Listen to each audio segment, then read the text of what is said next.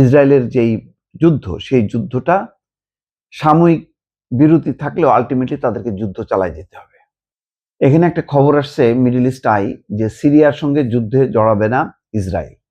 সিরিয়াকেও তারা অত্যন্ত বিপজ্জনক মনে করে এবং সেখানে বলা হচ্ছে আইএস এবং আল কায়েদার আদর্শে বিশ্বাসী একটি জিহাদি শাসন ব্যবস্থা, যাদের মূল লক্ষ্য জেরুজালেম দখল করা, তারা কখনো ইসরায়েল রাষ্ট্রের পাশাপাশি শান্তিতে বসবাস করতে পারে না।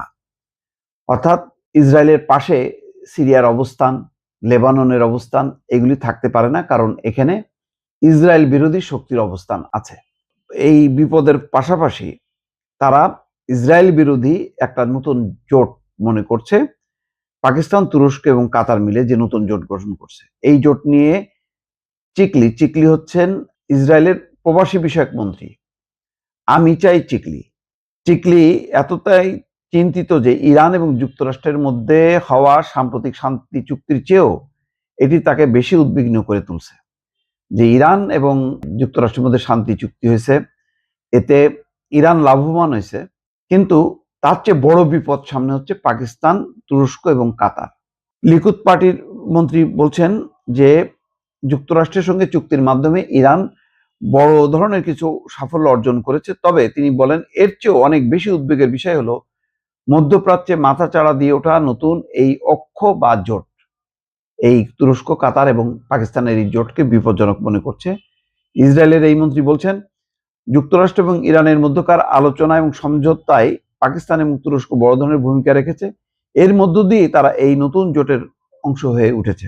বৃহস্পতিবার কোল বারামা রেডিওকে দেওয়া এক সাক্ষাৎকারে চিকলি এই নতুন জোটে কাতারের ভূমিকা কেমন তা ব্যাখ্যা করেন।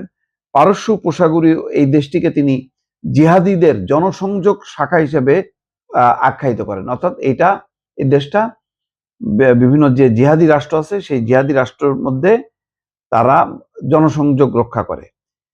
এই হচ্ছে অবস্থা। তার মানে হচ্ছে তুরস্কের প্রেসিডেন্ট যেমন বলছেন যে ইসরায়েলকে অবশ্যই থামাতে হবে এবং এটা মানবতার দায়িত্ব।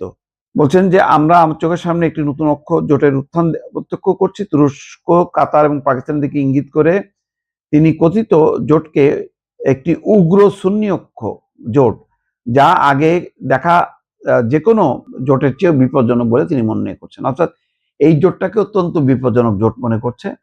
তুরস্ক পরবর্তী ইরানের থেকেও তুরস্ককে অনেক বেশি বিপজ্জনক মনে করে ইসরায়েল, এবং তার নেতৃত্বে যখন কি কাতার এবং পাকিস্তান জোট হচ্ছে, এই জোটটা অবশ্যই ইসরায়েলের বিরুদ্ধে হবে। এবং সিরিয়ার ভেতরে তুরস্ক একটি বিশাল একটা অঞ্চল প্রতিষ্ঠা করছে, যেই অঞ্চলটার সাথে তুরস্কের একটা সরাসরি সংযোগ আছে।